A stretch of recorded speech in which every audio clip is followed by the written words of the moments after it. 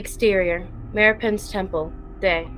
Nox, an androgynous white man, kneels before the goddess Maripen, exhausted, bruised, and filthy. Maripen, with her brown skin glowing and her silky black hair falling behind her, is draped in a yellow gown, with a golden crown atop her head as she sits on her throne. She has already warned him once to leave. Hold your tongue, or I will cut it out of your mouth. Oh, will you, child? I have harnessed the power. You have harnessed part of the power. Do you not know what it is to hold the lives of the people in your heart, to feel the hunger of their bellies in your soul, to feel the blood of their loss on your palms? Who are you to declare that? I have fought, nay won, many battles to look you in the eye. Blood. I have marched for days without food. Hunger. They have opened their homes to me. I know these people. I have proven my worth. But your worth is not worthy. Your intentions are not pure. Nox contemplates in anger, taking a deep breath before speaking again. You do not wish to offer your successor the throne, as you are sworn to do. I will not surrender the throne to a tyrant. Then I will take it. Nox stands, drawing a rustic dagger from his side. Maripen does not flinch as he holds the blade's tip to her chin. Move. Maripen chuckles. Nox looks down the length of his blade as she speaks unbothered. Do you lack the ability to read? Or did you simply lack the initiative to study the scrolls of the people you are attempting to rule? Nox rolls his shoulder back in silent contempt, holding his blade steady. Word of mouth allowed you to understand that the throne holds all the power, not the monarch temporarily perched atop, and that all a mere mortal has to do to reign is complete the mandatory trials and be seen as worthy. Which I have done. Which you have not done. Nox shifts, second-guessing his stance. What rumors have failed to inform you of, what you neglect to understand, is that you cannot take the throne by force. If the current vessel is harmed in any way in an attempted transfer of power, the town will cease to exist. You will not suffer under the power of a forced hand. Your blade poses no threat, for if you were to kill me, I would die knowing I had done right by my people, and you would die as a coward and murderer because you couldn't get your way. You are not worthy. You cannot reign. I am showing you mercy. Leave. Nox lowers his blade. There is no way for me to convince you. Not with the selfish intentions that lay within your disgruntled heart. You believe me to be a bad man. You believe you are owed something. This throne is no man's birthright. These people are not pawns. But you would allow them to perish before you would allow an eager servant to rule. I did not create the rules, but I was deemed worthy enough to uphold them, and that I will do.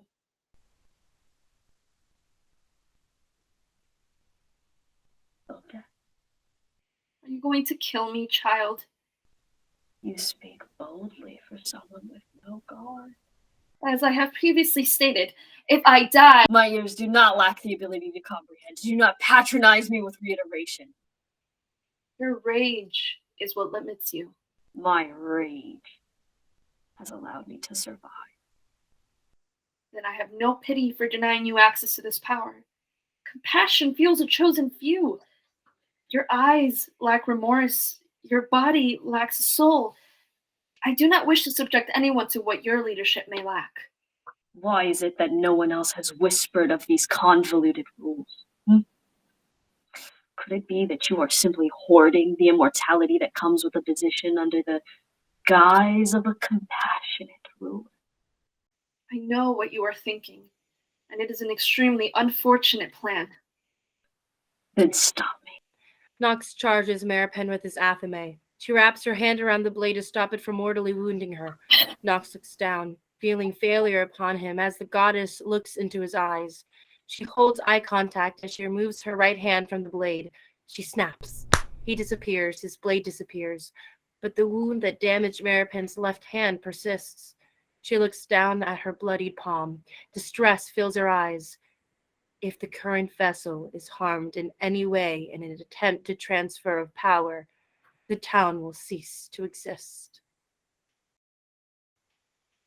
Interior, Maripen's temple, later. Maripen retreats into her temple's body. She holds her hand in pain as she finds a rag to wrap around her palm. She heartbrokenly stumbles around, grabbing a bag, an ancient journal, and miscellaneous ingredients from the temple shelves. She looks back at the throne, placing her crown on its seat before hiking up her skirt to provide herself more mobility. She takes a deep breath. The sun highlights her face, the closer to the exit she marches. Exterior, Lost Town, afternoon. As Maripen approaches what was once a town full of people, she sees that it is now a vast and empty field. The only survivor, Alavon, stands frustrated in the field's center, her clothing worn and tired as she is, her dreadlocks hiding her sore face as it points to the ground. Alavon does not look up as Maripen approaches. How severe is your wound? It pains Maripen to admit. A mere graze. An abhorrently frustrating stipulation. Maripen nods in solemn agreement. Did they suffer? I blinked and they were gone. It appears they received a peaceful demise if such a thing exists. I regret that you were alone. Alavon ignores Maripen's sad song and looks around the empty lot, still able to vividly see the homes, the people, the life that was just there. What do we do? There are no bodies to bury, no blood to burn, no process to mourn. We will not be mourning for long. What do you intend to do? I intend on reviving the people you and I have sworn to protect. I have not sworn anything. It was not I placed on the throne. Maripen slowly pulls Alavon closer. I have never denied that you are invaluable to me. You are the reason my reign has been so successfully kept. My eyes, ears, and body placed right in the center of town. I warned you of the mortal, Nox. And I handled him as I saw fit. Alavon pushes away. Our town is gone, Maripen. We can get it back. Alavon stares at Maripen, anger stinging her eyes. Maripen extends her hand to her. I'm asking you to join me. I am asking you for a reason. Other than love. Maripen pauses, chews her cheek in contemplation, and takes a deep breath. Love is a formidable reason, but undeniably less formidable than a blood oath. Maripen removes the spell jar from her bag. Coagulated blood sits among the other ingredients. Maripen. The devastated look on Alavon's face twists into confusion as Maripen drops the glass vial to the ground and steps on it, breaking the oath. You requested another reason. I do not feel the inclination to carry the burden of forcing you to come. Alavon stands stunned. Maripen turns away and walks to the nearest dirt road. Exterior, dirt road, afternoon. Alavon jogs to catch up with Maripen, matching her pace as they meet shoulder to shoulder. A small grin appears on Maripen's face as Alavon clasps their hands together. You are nothing if not cunningly convincing. It is nice to feel your touch again. It's been too long. What's 25 years to a couple of immortals? You're not immortal without the throne. But you are, so we will survive. Maripen delivers a peck to Alavon's cheek. We lack magic. You lack the throne's magic, but I have had many moons to study my own.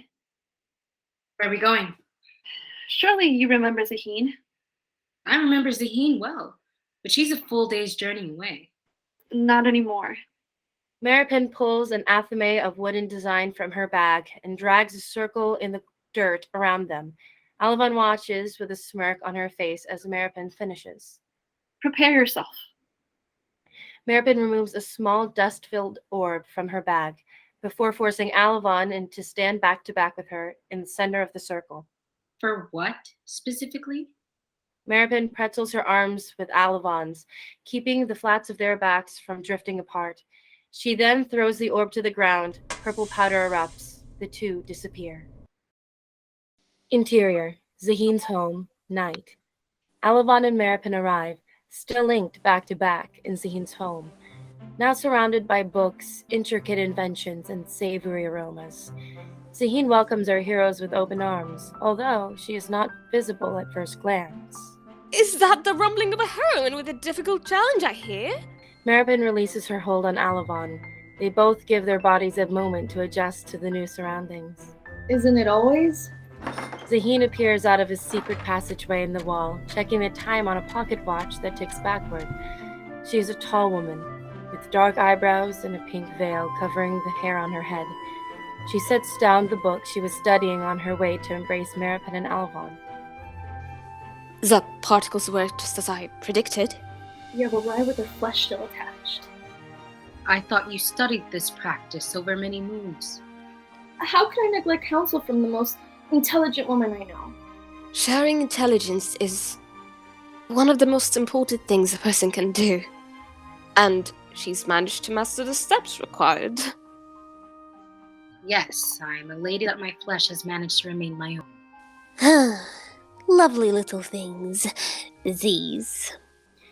Maripen looks at Alavon to give further information, pulling another purple orb from her satchel. I discovered the magic of teleportation but lacked the ability to control where I landed. Zaheen was able to program the particles. They remain simple traveling tools for now. Purple transports you here, green back to Palestine. But the realm of possibility is endless. Zaheen steps away, grabbing 3 of the green-filled orbs and handing them to Maripen, who in turn slides them into her bag. As long as a circle is drawn and the particles can be programmed, an entire transportation system could be created. Impressive, as always. Zaheen bows her head at the compliment. Maripen removes the pomegranate from her satchel. Zaheen accepts it with both hands and a full smile. Providing a gratuitous gift before presenting the task at hand. She leans in, lowering her tone to a whisper. Must be a difficult problem. Maripen's face hardens, the anger still fresh. Bastide was taken from us. What stipulation was violated? Maripen reveals the wound that lays in the palm of her hand. A sorrowful breath escapes Zaheen as she studies it. My condolences.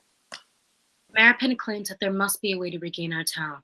Yes, there must be. Does your knowledge span the subject matter? Oh, no. Zaheen, Zaheen steps away and grabs a cleansing ointment as well as bandages. She speaks as she tends to Maripen's wound. I am a woman of science. Challenges regarding medical requirements or innovative traveling are a beast to understand. But the definition of pure magic is that it is science I have yet to comprehend. The throne and its secrets are surely pure in their mystic presence. My formulas do not engulf the nature of your modest kingdom's birth. As Zaheen finishes her medical attention, she catches Maripen's gaze. She bites her tongue before speaking once more. I may be able to point you in the direction of a woman who could give you adequate assistance, but she has intentionally made her dwelling difficult to come by. Alavon opens her mouth in disbelief that Zaheen genuinely doesn't know anything. Maripen speaks diplomatically. any assistance would be tremendously appreciated. Zaheen nods as she steps away to find a map and some spare paper to write down specific instructions. You'll be looking for a nun. A nun? She once was, at least. She presents the map, picking up an apple as she leans back on the work table behind her. Her name is Juana. She is the closest a mortal has ever come to becoming a goddess of wisdom with no supernatural interference. She lacks the hubris required to assume that certain forces couldn't take issue with this level of mental authority. So she hid away, content with her continued study. She lives alone, and although I lack mailing address, I know that her path to isolation started in the city of Antevine. Zaheen tosses her apple in the air before taking a bite. Alavon recognizes the town name before Maripen has a chance to. Antevine is lawless. Zaheen nods again, swallowing before she speaks. Legend tells that she made a mentor of the city's street. Of course she did. Thank you, my friend. Anything for those eager to fix what is broken. They all give their silent goodbyes as Zaheen shows them the exit. That doesn't involve a puff of smoke. Exterior, Zahin's home, dusk.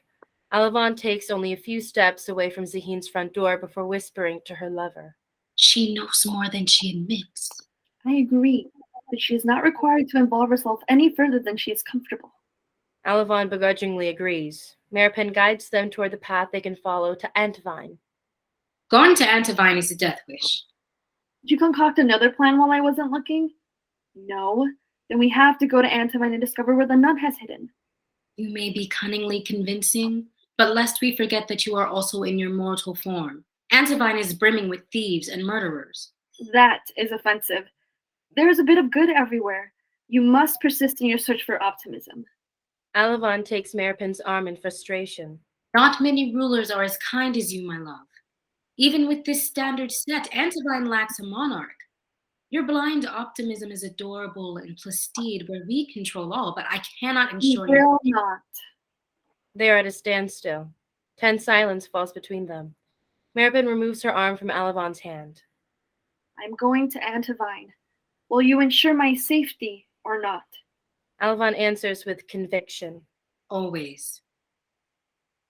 I just worry that one day I may not be enough. I will be back on my throne as soon as the sun sets on our journey, at which time you can calm your anxieties. But I will not sit as if everything we built meant nothing.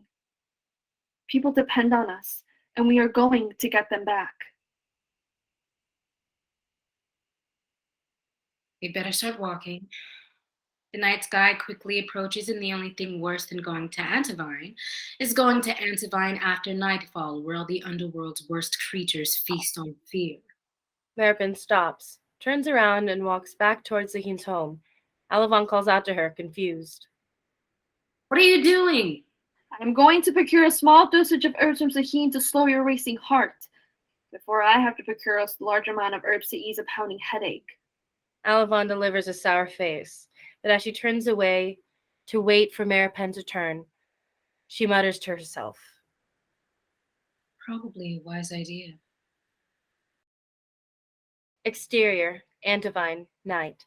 As Maripen and Alavon walk through the threshold of the city, glowing with flames that illuminate the main cobbled roads, Alavon takes a preemptively exhausted breath.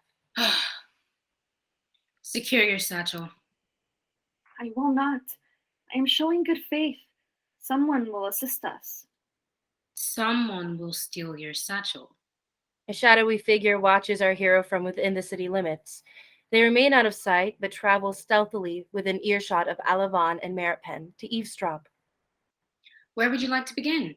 With the thieves or the murderers? The thieves. The murderers tend to be more hostile up front, and we have no time to waste. Maripen, I think it is wise to camp outside the city's border this evening. Are murderers and thieves known for obeying city limits?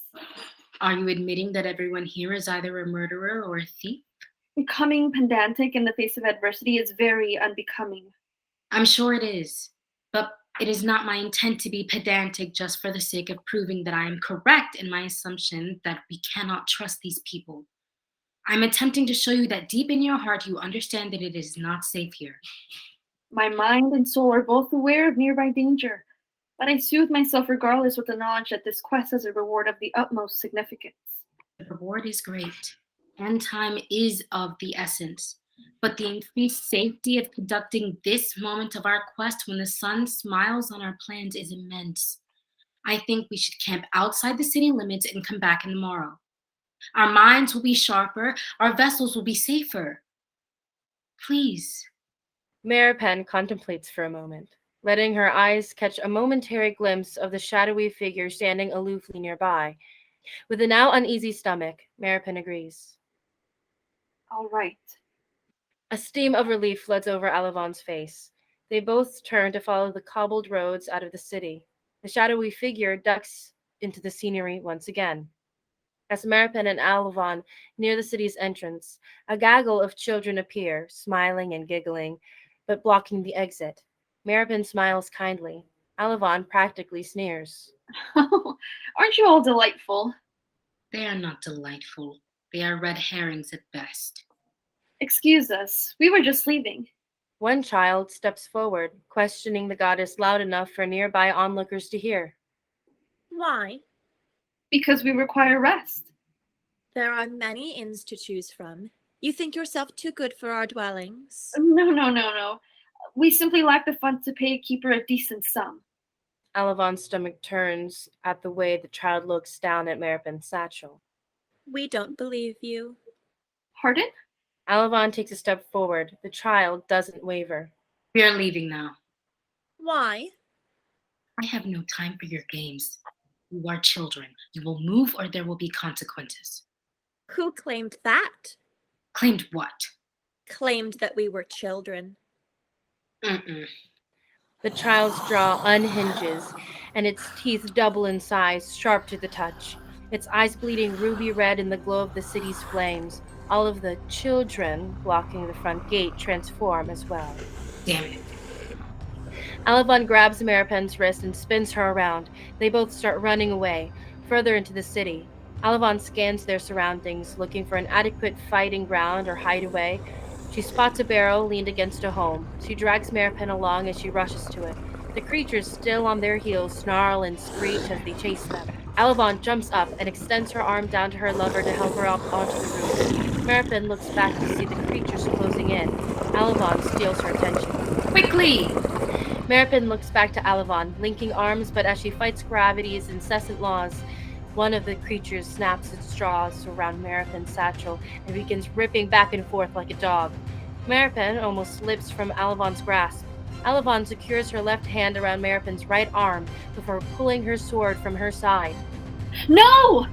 Alavon slices through the satchel strap, releasing it to the creatures below, pulling Maripen to the roof. Exterior, Antivine roof, night. They both continue running to the edge of the home's roofing, where they spot a small ladder. Maripen climbs to the ladder, tucking into a small crevice at the top. Alavon picks up the ladder and hands it to Maripen. I told you to secure your satchel. I am aware. Alavon rushes back toward the barrel she used to get up onto the roof, using it as a step as she jumps down, immediately charging toward the creatures to retrieve a dumbass satchel full of important-ass shit. Exterior, Antivine back road, night. Alavon spots the creatures, appearing once again as children, digging through their latest bounty, tossing anything that lacks the appearance of currency over their shoulders. As Alavon waits in the shadows, a green dust-filled orb rolls to her feet, as she picks it up carefully before placing the end of her sword in the dirt. Worth a shot? She starts dragging her sword through the dirt, making her way around the creatures at a safe distance, picking up small pieces of Maripen's loot as she goes around. By the time she is back where she started, with a complete circle around the thieves, she has a handful of orbs, small spell jars, and a dagger. The one thing she's missing, the map. The frustrated gaze directed at the creatures in the center of the circle. She sets all non-necessities outside the line of the dirt, readies her dusty weapon, and charges into the circle. The creatures quickly transform back into the hideous underlings they were before, as Alavon fights through them to grab the shredded satchel. After she has the bag in her hand, she runs a lap around the circle to keep the creatures within its borders before leaping out, throwing multiple green orbs down within it. By the time Alavon hits the ground, the creatures are gone in a puff of smoke, presumably running around what was once the town of Plastide. Alavon wipes her brow. Exterior, Antivine roof, night.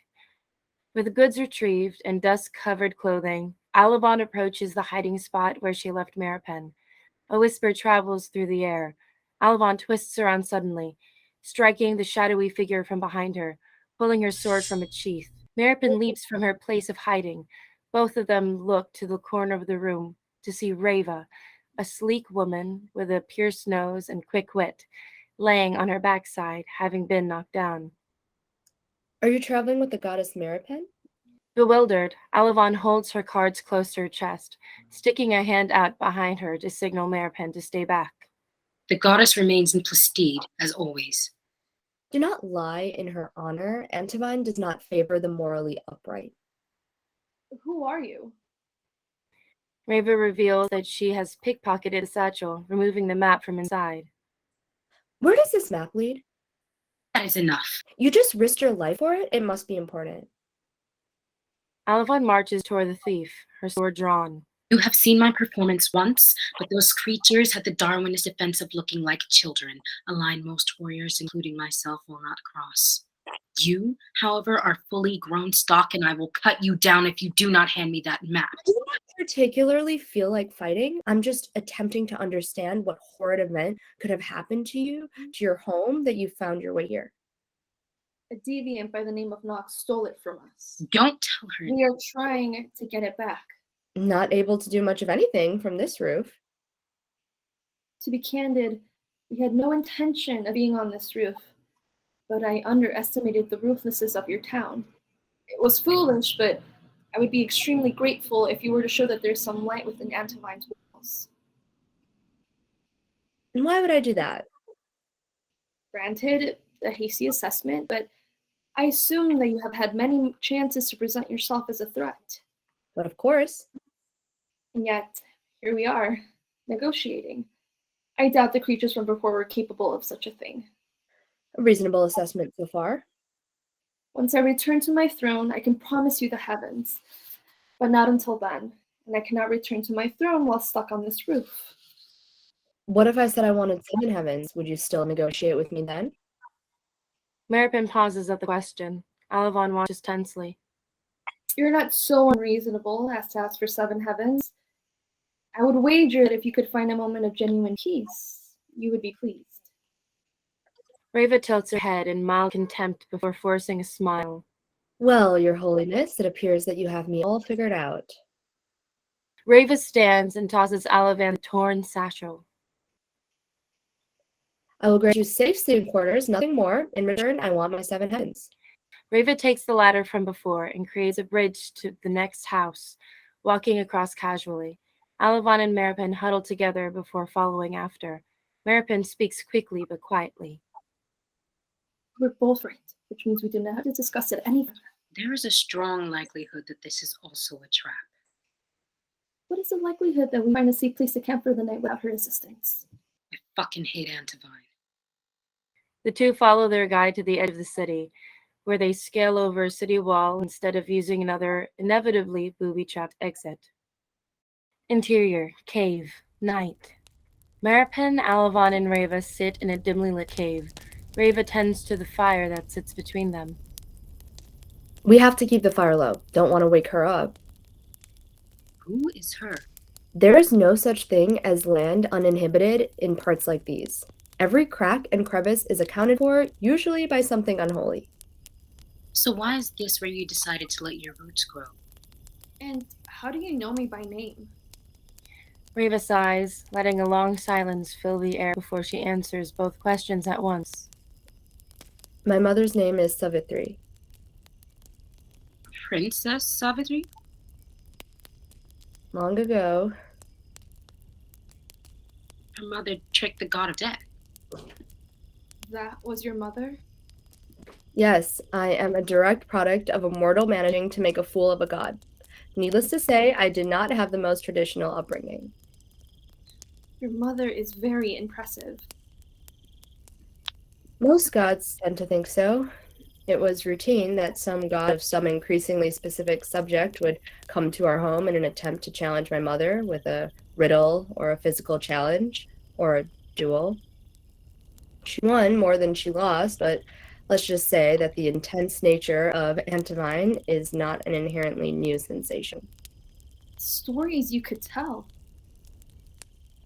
It's my understanding that stories are your area of expertise. Maripen looks over at Alavon with a bemused grin. Those stories are fiction, love notes for disposable scrolls. The people of Plasti did not think so, did they? I suppose not. You suppose not. They suppose Alavon is a great messenger of the Goddess Maripen, and you spent no time deducing if this was harmful to their psyche? For all intents and purposes, I am a messenger of the Goddess Maripen. But they do not know of the relations you hold behind closed doors. Naughty girls. You'll find it unwise to continue this berating. She is a goddess with the power to materialize and deconstruct. You are an immortal who has watched more empires rise and fall than I have seen dawns and dusks. you can both withstand a light berating from an unimpressed mortal. Eat your food quickly, the fire must be smothered soon. You truly fear this mysterious her, huh? No, not at all, but it would be a mistake to be an unnecessarily rude house guest. Reva stands, giving Maripen and Alavon a moment to finish their last bites of food before putting a murky cup of water on the low flames. Maripen tucks the length of her skirt around herself for comfort. Alavon removes a small silk wrapping from her deep pockets and wraps it around her head. Reva huffs before lying down on the ground next to them. Interior, Zahin's home, same night. Zahin stands in her lab, tinkering with one of her many inventions, gnawing on a carrot absent-mindedly as she works.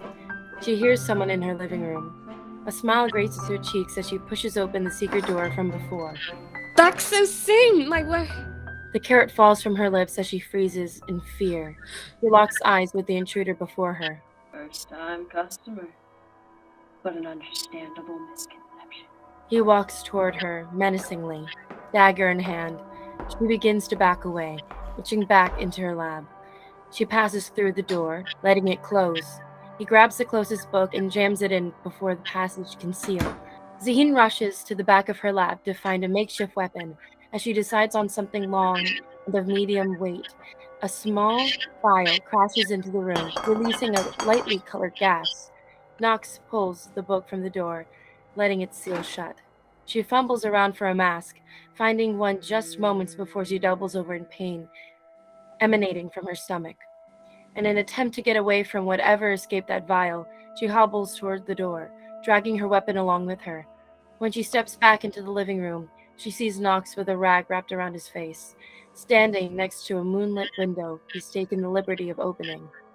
He turns only his head to watch her limp toward him. Are you questioning the sign? Is that all your mind can wonder? He steps closer as she loses the ability to hold her weapon, clenching her body with both hands. Simply put, your metabolism is moving at such a rate that you could never consume enough to sustain yourself. No matter how hard you try, if you do not assist me, you will perish. It pains her to speak, so she questions him quickly. And what is it you require? The Goddess Maripen, on a leash. The look from her quickly thinning face informs Knox that she already knows what he speaks of. She lies regardless. The goddess remains in Palestine. She has left Plastide, and you are well aware of that. I eliminated her town when I attempted to end her life. That was a hiccup. Zahin reaches for the carrot that fell out of her mouth before. But the weapon used to inflict that minuscule wound was caused by a dagger forged from the blade of Leviton, which means you were a required stop in wherever she planned on going next, lest she let the supernatural food fester. He marvels at his dagger as she eats the carrot. She banished me to a nearby lake. No doubt an attempt on my life, the armor on my back a clear anchor. But here I stand. And here you kneel. Having gained momentary strength, Zahin looks at Knox with anger filling her eyes. Do you not fear the Furies? The Furies are chasing me regardless of any decision I make in the future. My only chance at survival is to finish what I started. To become a god? To become much more than just an ordinary god! She attempts to laugh while reaching for the pomegranate on a nearby table. Icarus needs a pen and a page. You truly think it wise to mock me? I have not had rest, sustenance, or patience in days. I suggest you cooperate for your own safety. My safety is not guaranteed, regardless of the information I provide. That is true, but your demise is certain if you continue to keep your lips sealed. Zahin's body is wasting away. She pulls her ailing limbs in toward herself, the pomegranate in her lap. Knox begins to lose his patience. Has she ever explained to you how that throne of hers works? She ignores his question as she struggles to break open the fruit, dyeing her fingers red in the process. I presume she is weak while she's away? She gives no response. As she hurriedly bites into the juicy fruit, she's nearly gone. Nox rushes Zaheen, ripping the fruit from her hands. Where is she traveling? It is unsettling that you thought yourself worthy of her power. Go home. Enraged, Nox throws a pomegranate down on the floor, splattering its seeds. I have no home! And neither does Maripen. You are next on the list! He pulls another vial from within his baggage. Zaheen attempts to scoot away but doesn't get far. He removes the cork from the top of the vial near her nose. As the new agent enters her bloodstream, her strength comes back to her. Nox takes a step back. We will repeat this until you give me a way to harness Maripen's power. You will not die today. Simply suffer. Zaheen stares him down as her face regains its plumpness. Nox's hollow eyes do not waver. Exterior, Zaheen's home, gone. Nox leaves Zaheen's home with a map in hand and a weapon that took the entire night to procure.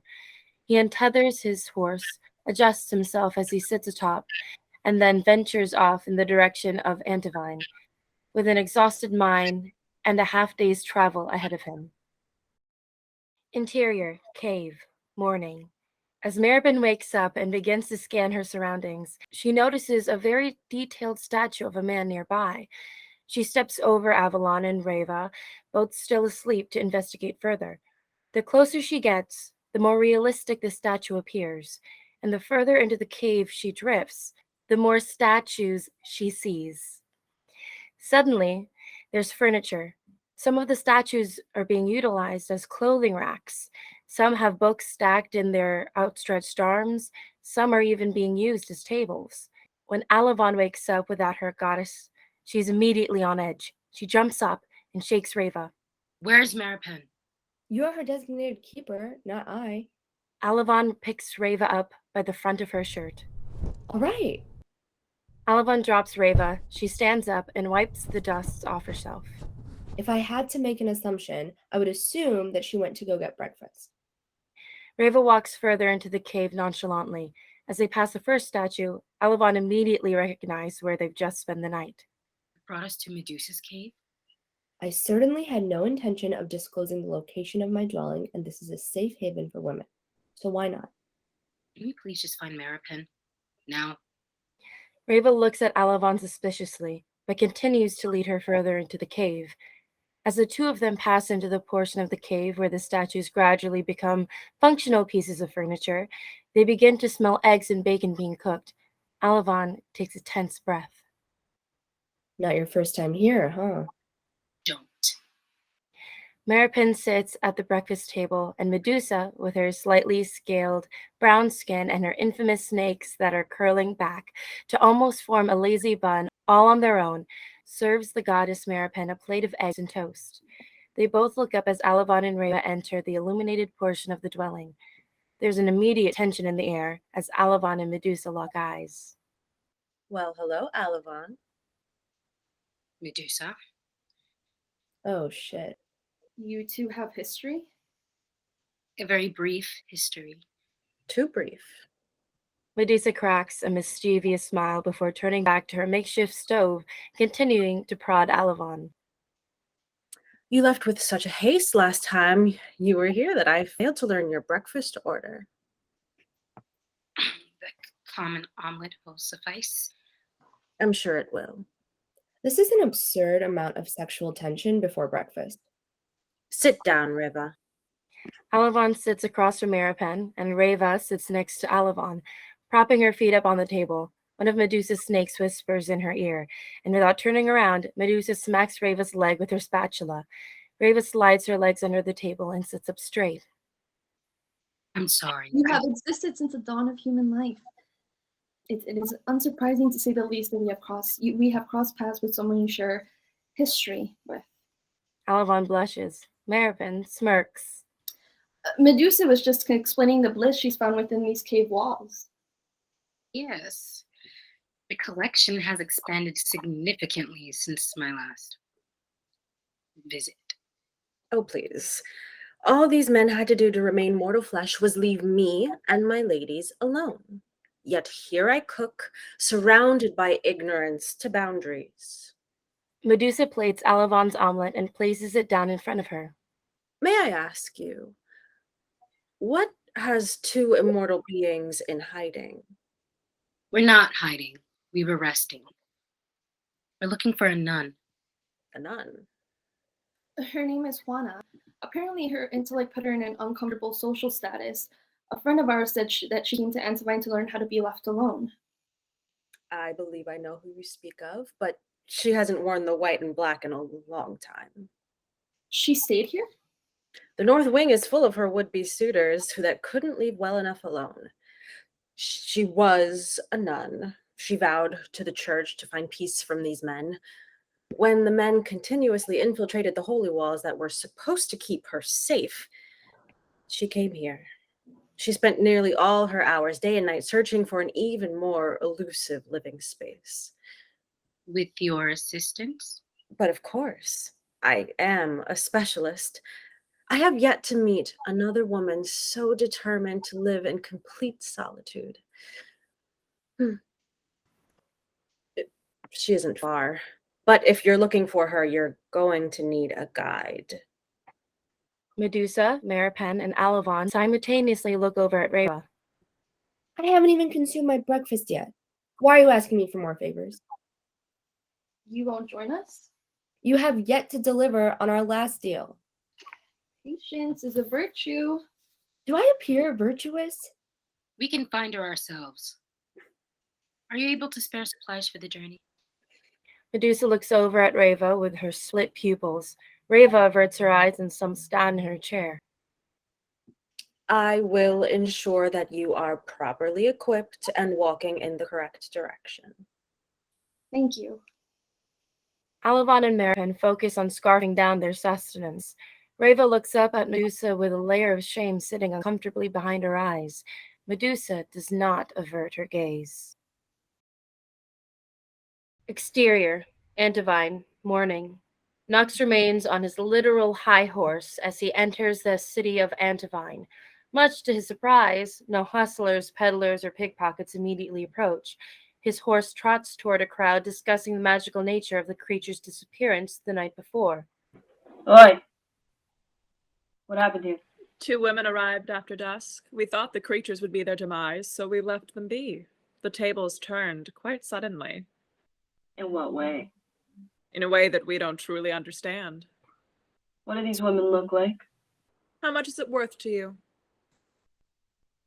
I will trample you with my horse if you don't tell. The citizen rolls their eyes. One strong in stature, dark in complexion, carried a sword. The other reeked of kindness, a target bestowed upon her back as soon as she arrived with such a lovely gown. Velvet? Maybe. Did any of you simple-minded creatures see where they escaped? No, nobody knows. An uncomfortable teenage boy suddenly leaves the crowd. Nox's eyes shift to watch as he walks away. Very well. Nox follows after the boy, pulling a handful of coins from his baggage. Once Nox has been properly led to a secluded area, the boy stops. Would be a shame if this was an ambush and you had to share these final coins I carry. You have more. Untrue. The Furies are after me. I will have no need for currency by sundown. You can have it without the effort if you tell me where the wenches went. You can't get there on a horse. You want my livestock. Another mouth to feed. I have no need for such a waste of space. But you'll still have to make the trip on foot. I'm fantasizing about being buried with this coin, child. You can ride to the edge of town, but they didn't exit on any road. Nox studies the boy, deciding which parts of his story he believes. A sudden shadow casts on the young man, and it causes Nox to look up at the sun above him, but there's nothing there. He squints before exhaling in annoyance. Interior, Medusa's kitchen, moments later. Reva steps next to Medusa to dry the dishes as Medusa washes them. They talk quietly. Maripen and Alavon visible in the living room. How have your adventures been? Titillating. I could gather. It has been a longer stretch than normal since I saw you last. Yeah, I know. Your father sent word. I do not wish to be lectured. No lecture, just a message. Your mother appears to be nearing her last breath. No, she's not. I believe him. How many times have they come up with some intricate story in an attempt to shepherd me home? My mother is not dying. There was no elaborate story. He simply requested that you come to her side. There's a painful silence. The legend of Reva's mother is not often associated with mortality. Doesn't matter. Even if she is dying, I put half a globe between us. What possibility do I have of making it to her before she passes? Don't look now, but there is an immortal and a goddess preparing for a journey in the front room. I do not trust these immortals. They count their moments much too recklessly. Medusa takes a coming breath, attempting not to take that statement personally. Being alive too long in this unforgiving world is where her tough exterior came from, but Alavon is kind to her core. And Maripen is infamously known for her gracious hand. Your request for assistance would be an understandable one. They are not almighty. But they are reliable resources. You know you are always welcome here, but I think you may come to regret not attempting to check on your mother. I love that Athena gave you the power to protect yourself, but I loathe that her cold intelligence rubbed off on you as well. You are so dangerously haphazard with your words about the gods who have the ability to hear you, dear. All a part of my lore. Medusa rolls her eyes as Reva drifts into the front room. I'm doubling my fee. I want 14 heavens. Maripen looks over at Medusa, who is still finishing the last of the dishes, with a knowing grin. 10. 12. Agreed. Medusa pulls a medium-sized bag from a cabinet and glides into the living room. Reva is an expert in the evasive arts, so if for any reason you get separated, I think it wise that you travel with this. Thank you. Maripen drops the bag into her roughly repaired satchel. It is iron powder, a harmful agent for most woodland creatures. Be very wary when deploying it as a deterrent. Don't want too many powerful enemies at once. How far is it? Not far, but the forest of Hieronymus is enchanted, incredibly dangerous, and you must be cautious of the Fae once you step inside. Polite, but receive no favors, take no gifts, give no names. Seems frustratingly particular. Maybe to a simple-minded immortal. I do not trust you. I don't trust you, but I need a favor. I see. I would hope so. What do you request? I don't have many heavens left. The disappearing last night. It was a spell for sudden travel. You lead us to the forest, teach us how to properly interact with the Fae, and Maripen will explain how the spell works. Reva looks at Maripen, who was clearly about to explain the magic for no exchange. She doesn't linger on it long. After all, she wouldn't trust a deal with no strings attached. At least this way, it seems like a level playing field. Deal. Reva slings her bag over her shoulder before leaving the room. Maripen and Alavon say quiet goodbyes to Medusa as they follow her. Medusa pauses as she takes Alavon's hand. She has personal priorities, but good intentions. Better be right. Medusa nods her head. Alavon falls into the back of the line as they leave the cave. Exterior, rocky trail, afternoon. Maripen, Alavon, and Reva walk in near silence. Alavon begins to hum to herself to pass the time as they walk. Reva takes notice. Your body does not ache From what? from attempting to carry that tune. Reva playfully jumps back as Alavon not so playfully jumps at her. Maripen speaks unbothered by their childish interaction. Alavon is a wonderful singer. You have to say that. Not true. When Alavon was No. created, she... Continue, I'm pleading. How much further to the forest? No. For the first time the entire trip, Alavon avoids eye contact out of embarrassment. Reva slowly pieces things together. You're a bard? Bard that is quite good with the sword. Mind your tongue. Who created you? They had a wonderful sense of humor. You do not have much regard for your life. Many centuries ago, when Alavon and I met, she used to sing beautiful ballads outside my window. Aw, your little lovebird. I value an honest connection. I hadn't sung for many moons before I met Maripen. Thought she was worth releasing that part of my identity. You, however, do not fit. What made you stop singing in the first place? Alavon is hesitant to speak on something so private, but once again attempts an honest connection. My creator passed. Past what? Passed on. Weren't you made by a god? Mortality comes in many shades. Alavon's sentiment hits a little too close to home for Reva. I know many don't see gods as having paternal instincts, but I do miss them very much. And I get to miss them until the Earth's final spin. Maripen watches Reva's entire attitude shift. A bad feeling overcomes her. Reva speaks solemnly. I am beginning to understand that sentiment. Maripen stops walking. Alavon and Reva travel a few steps in front of her before they both realize. Why do you need the spell for sudden travel? We are very near Hieronymus. We should keep walking.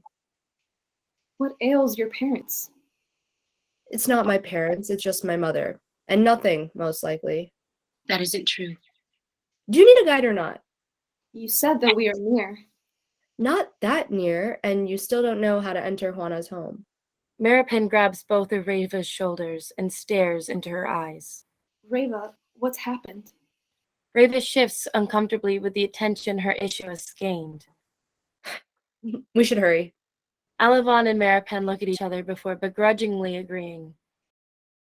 Interior, cave, kitchen, afternoon. Medusa is sweeping her kitchen when Nox casually strolls in behind her. A snake whispers in her ear. She speaks without turning to look at him.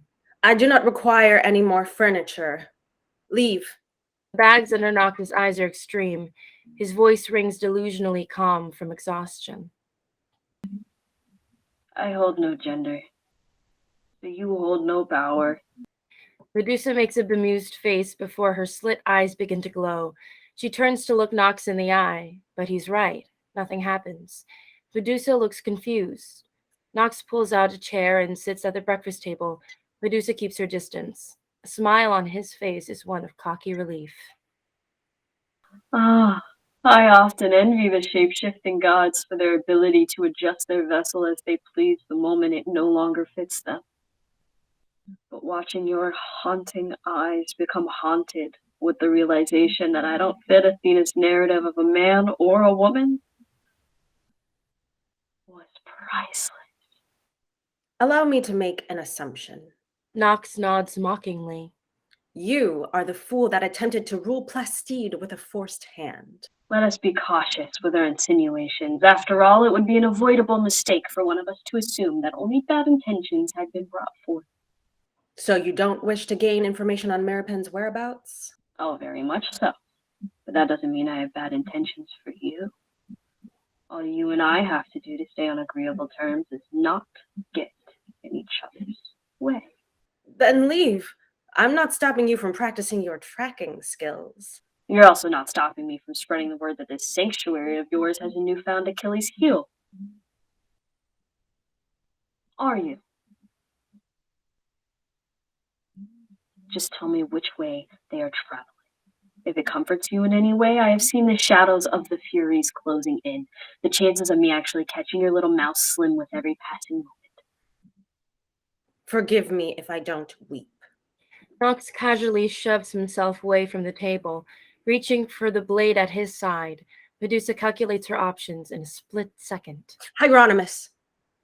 Nox pauses, hand still hovering over his blade. Go on. She is traveling through the forest of Hieronymus. It was the safest route I could send her.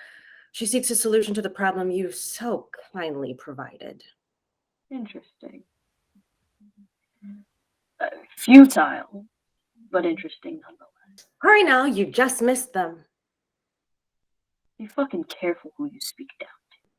I have received enough threats today. I may not be able to turn you to stone, but if you fail to leave and hold up your end of the bargain, I will discover another way to make you suffer for eternity. Nox stands from the table. It was a pleasure. Nox adjusts his armor before cautiously leaving the cave from the same direction he entered. As Medusa turns back to continue sweeping, a snake whispers in her ear. She responds with a smirk. Oh, certainly they are going to eat them for dinner, as they should. Although mildly rattled, Medusa prepares to continue her daily duties as if nothing happened, faithful that Nox will soon receive his just deserts. Exterior, outside Enchanted Forest, evening. Reva hurriedly leads Maripen and Alavon over the final hill to reveal Hieronymus in all its terrifying glory. Having explained as much as she can in their hastened pace, she reiterates the most important rules. There is a trail. Do not stray from it. Remember, remain polite and take no favors, no gifts, give no names, okay? We can handle it. Alavon drops her sword to the ground and begins to draw a circle around Reva in the dirt. Maripen gives her an extra orb to place in her bag and gently places a purple orb in her hands. This will take you to our trusted friend. Her name is Zaheen. She will be able to assist you in your journey. Thank you. Throw it down hard enough to break the surface. Brace yourself. When you get to the other side, you'll be uneasy, but it dissipates quickly. Thanks, killer. Alavon rolls her eyes. Maripen takes a step back, and Reva takes a big breath before throwing the orb on the ground and disappearing in a puff of smoke. Alavon and Maripen turn around to stare at the woods before them, mildly daunted, before marching forward. Exterior, Enchanted Forest, evening. The further Maripen and Alavon venture, the less clear the path is, and a sudden rustling in the vines below their feet startles them both. They freeze. A small voice questions them. Are you lost? Alavon and Maripen turn to look for the voice, finding its owner to be one of the fairy of mischievous design Reva warned them of. Maripen whispers to Alavon. Directions are not a gift. We do not believe so, but is it a risk we're willing to tow? We are nearly there. The Fae are not. We are attempting to pass through your beautiful forest with minimal disruption. Assistance with finding the other side of this greenery would be very gracious on your behalf, but this is certainly not required. You wish to make a deal? No deals. We will find our own way. Alavon and Maripen turn to continue their trudge. The fairy follows them. Bold you two are in a place so far from home. Keep walking. They hasten their pace, Maripen's feet matching the beat of Alavon's churning stomach. It is quite rude to ignore a gracious host, is it not? There be no ill will, but we simply cannot subject ourselves to a deal we know not the depth of. May I inquire about your name, lady? My apologies, but no. A similarly small voice echoes from beyond eyesight. Maripen and Alavon continue marching quickly. Kind of hard. Kind of heart, indeed. A friend of yours. The trees have eyes, and ears have the vines after the sun falls from the sky. Pitch camp for the night and see. We have to keep moving. In their haste, Maripen almost steps into a ring of mushrooms. Alavon sticks her arm out just in time, pushing Maripen slightly back to avoid her foot landing within the damning circle. Maripen! Alavon has a silent moment of frustrating reflection. Shit. Maripen, to disclose your origin would be a feeble task. You possess no ill will in return for my kind heart, then you need not my origin.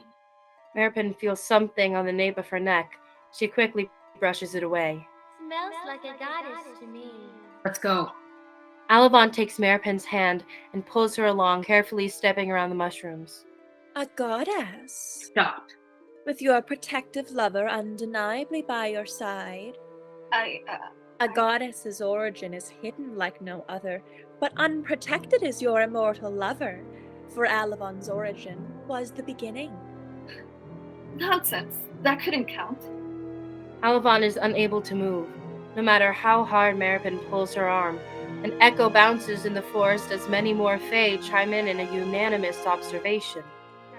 Her heart hurts. Her heart hurts. What causes you such pain? Alavon responds with a blank face. Loss? Loss of what? Loss of what? Muscadine. Loss of what? The fairy looks over at Maripen's panicking face. Not a lover. Mayhaps a child? A tear develops in Alavon's blank eye. Stop! Many children. Maripen's heart breaks all over again. She removes her satchel from her shoulder, dropping it on the forest floor to look for the powder Medusa gifted them before. Please! You search for a necromancer? Surely you understand that people pass. After all, you have lost so many. I just want our people to survive. It appears entirely too late for that. Maripen finds the bag of iron dust from Medusa, opens the drawstring, and throws a fistful of powder at the fairy. It shrieks in agonizing pain and flees into the bushes. Maripen throws her satchel back over her shoulder, pulling netted twine from her bag and throwing it to the ground. She pushes Alavon's stiff body onto the twine as it grows beneath her, glowing. Maripen looks around, uneasy from the silence befalling the forest that was once just screaming. She slowly turns around to see the 1,000 tiny eyes that are connected to the distressing chorus she heard before. Lovely. Maripen releases a stressed sigh before turning back to Alavon. The twine has now engulfed her lover's entire body. With the goddess's back turned, the Fae begin to cascade down from the tops of trees and pop up from under the vines afoot, all screeching in anger. Maripen hurriedly picks Alavon up, the magical fibers assisting in grip and weight. She begins to run for both their lives, stopping only when she has to throw more dust at the creatures to keep them from ripping her apart. As Maripen reaches the forest's end, arms and lungs exhausted, she runs out of powder too. The Fae grab the twine wrapped around Alavon and try to rip her from Maripen's hands. Maripen grips tight with both hands and rips into the sunlight, and out of the grassy danger, the Fae fall into the shadows, filling the air with horrid shrills. Interior, Zahin's home, evening. Reva appears in the homey center of Zahin's disheveled house, but no heartfelt greeting fills the air. Hello? Reva studies the room's exits, noticing broken equipment throughout the room. I was sent by the Goddess Maripen. She said you could assist me. Zahin's false wall cracks slightly. She shouts from behind its safety. From where do you hail? Reva's eyes dart to the direction Zahin's voice came from. That's actually what I was sent to speak to you about. What door did you enter? A puff of smoke. Zahin jumps from her hiding spot, knowing that the only being with access to that technology was Maripen, so this traveler must be telling the truth. How far has the goddess traveled? Reva steps back, evasive of Zahin's sudden forwardness. The forest of Hieronymus. You have to run to her. In proper light, Reva is able to see how exhausted this poor scientist is, her face sunken in, her eyes glazed, on the edge of tears, her head wrapping a dark gray. What happened to you? Zahin doesn't answer. She drops to the ground and picks up Reva's foot. What are you doing? The earth from your shoes. I need it. Is that how you program these things? Reva pulls the extra orb Maripen gave her out of her pouch. You have her spare. Perfect. Zahin snatches the orb from her hands and shuffles toward her lab. Reva takes a step to follow her. Zahin snaps back around. Don't move.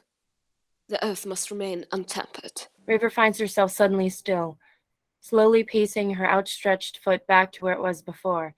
Zahin disappears into her lab, but the door doesn't close behind her. Hey, Zahin? It's Zahin, right? Correct. Could you explain to me what's happening? Reva stands, waiting for the scientist to force her thoughts into an unpleasant but cohesive explanation. Exterior, dirt road, dusk. Alavon's eyes begin to flutter as she regains consciousness inside the netting. With the forest getting further behind them and Maripen's arms beginning to fail from exhaustion, Alavon speaks with a raspy voice. How long? You're awake. Maripen drops Alavon to the ground. Not a long fall, but enough to make Alavon's sore body cough. Maripen takes a knee, removing her blade from her satchel, and cuts the twine from around Alavon's body. Their siren song was powerful. I apologize. Alavon rests her palm on Maripen's cheek. We did nothing wrong. It was our love's notoriety that harmed you so. Our love is not solely your responsibility.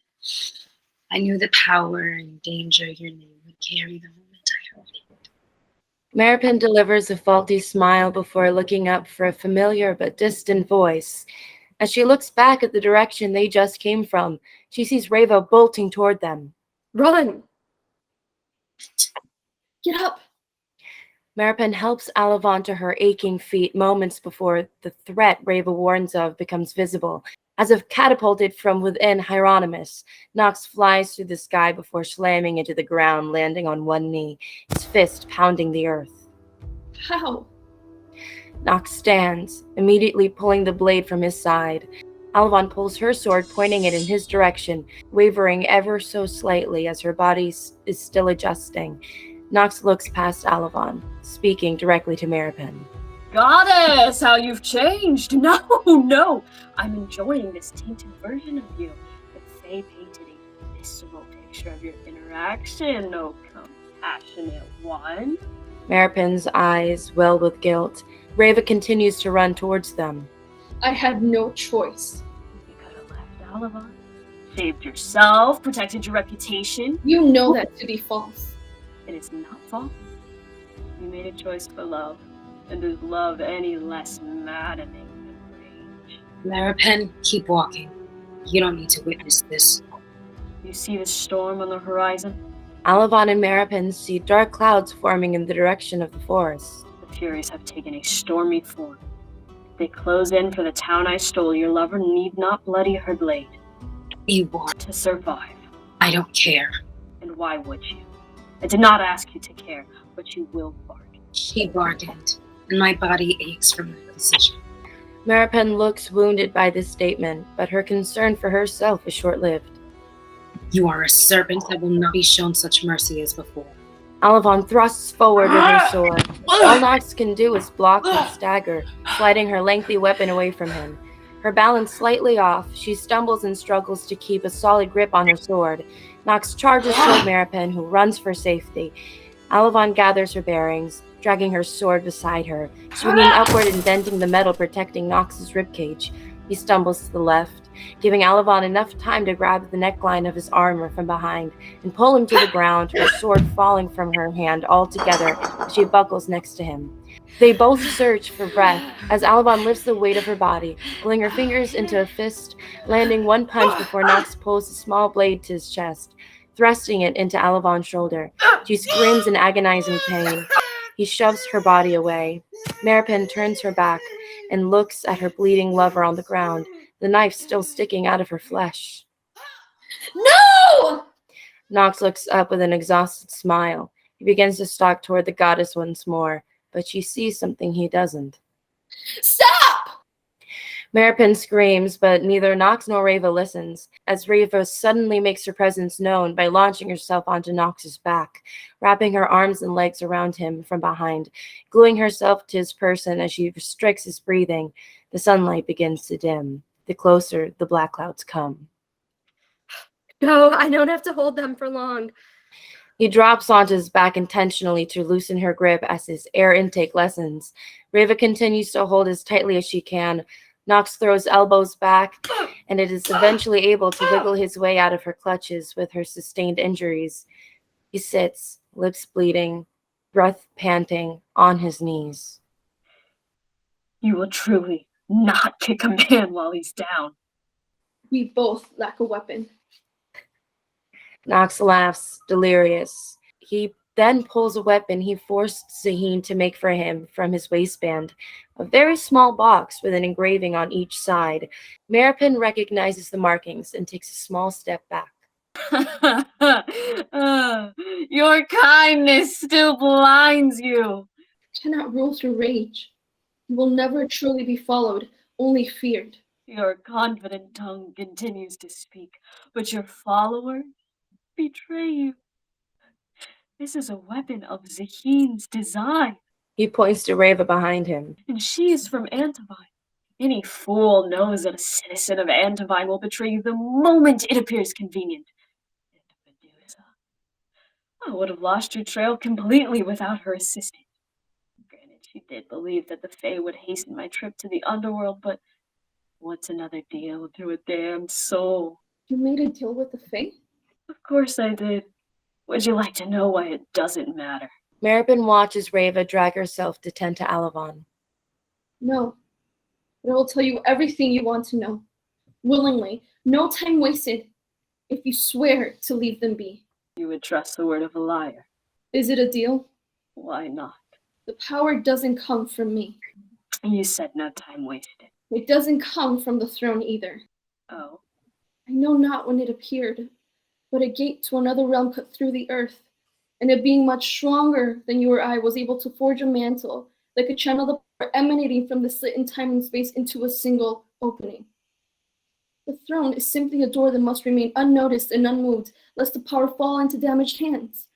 The monarch of Plessis tends to their people, but more importantly, they guard that. But you left your station, soldier? I am not a soldier. I am a compassionate. Oh, fucking spare me. I know not the consequences you will suffer if you move the throne, but the power that lies beneath it is limitless. You just have to travel back to Plastide and take it. Nox stares at her with untrusting eyes. I don't believe you. Entirely too simple. I speak the truth. We'll find out for sure, won't we? Nox removes the top from the wooden box, pointing it in Maripen's direction. She stands gracefully still as a whip of light leaps from within the miniature chest. It immediately doubles back as if it has a mind of its own, orders of some kind. It wraps around Nox's legs. He begins to panic. He tries to lunge for Maripen, but she steps out of reach. The artificial vine wraps around his torso, then around his outstretched arms. He is completely bound. Reva watches Ana from behind. Maripen steps close, looking down at Nox's bound frame, the vine binding even his mouth shut. I would expect no one to die for me. But I know that I planted no hatred into anyone's heart strong enough for them to help you. You took my people, then you hurt my friends. She looks up at the incoming Furies, the clouds fully passing the forest behind them. You dragged everything that is now knocking to your door. I will not be watching you suffer, but I will not lose any sleep knowing that you will be eternally uncomfortable. Maripen steps over Nox's flailing body on her way to help Alavon. Reva, Maripen, and Alavon stand, linked together, to continue their journey to Juana's home, a destination that is now only minutes away. Exterior, top of hill, moments later. As Maripen and Reva help Alavon's ailing person up the final strides of the road, they see a dilapidated guillotine at the top of the hill, the blade hanging by a thread at the top. Reva slides away from Alavon and steps directly in front of the intimidating mechanism, putting both hands defensively in the air before announcing, Medusa sent us. We come for sanctuary. Reva turns around, makes eye contact with Maripen, knowing she will follow in good faith, before inhaling sharply and stepping through the center of the wooden beam, disappearing in the blink of an eye. Alavon and Maripen look at each other, silently agreeing that it's too late to go back now, and stepping forward. They have to unlink arms to fit through, but they hold a tight grip on each other's hands. They both disappear. Interior, Juana's home, moments later. Suddenly, Maripen, Alavon, and Reva are in the largest library they have ever seen. A Mexican woman steps out from the shadows behind them. Juana wears a full-length gown and a trepidatious face. You have exactly 60 seconds to explain why Medusa would send you here. before the entrance to my home becomes unpleasantly functional. She glances at the guillotine that now has books leaning against it. Not you. I remember you. Reva looks down at the floor and then over at Maripen. With exhaustion stinging her eyes, she speaks. I am the goddess Maripen of Plastide. This is my immortal companion, Alavon. A mortal violated the treaty made between myself and the gate I set guard of, and it dissipated my town. We have traveled far for our loss, and we plead for any assistance you may lend. Plastide. Yes. Juana's eyes shift back and forth as she mentally thumbs through her passing knowledge of the city. What treaty was disregarded? Attempted to take the throne by force. Only a small wound was left, but Alavon watched our people disappear in the sky, while I mourned alone in the temple. Where is this mortal? Getting what they deserve. Juana's eyes look mildly concerned by Alavon's upset response. She slowly delivers unpleasant information. It may require trial and error, but I am certain that you will need the soul of that mortal if you ever intend on reviving your people. The grave realization overtakes Maripen's face. You're certain? I have handled one situation of a similar nature. It was the only remedy. Maripen jumps up onto the guillotine's base, charging through its frame to the road outside it. Alavon shouts after her, but she doesn't slow. Exterior, road, dusk. Maripen runs down the hill as fast as her legs will carry her. Her heart pounds as she sees the Furies, now shifted into their human forms, standing over Nox's bound body. Stop! They do not hear her calling out. They lift Nox from the ground by his restraints. Please, wait! No matter how much or how loud Maripen begs, the Furies are too enamored by their catching of their deserving prey to listen. Nox is lifted further and absorbed by the dark clouds above the judicial demons. The three Furies float upward into their smoke screen as it begins to blind the goddess. She cannot see anything. Her heart is below the earth. Her eyes sting with tears that no one can wipe away. Blackout.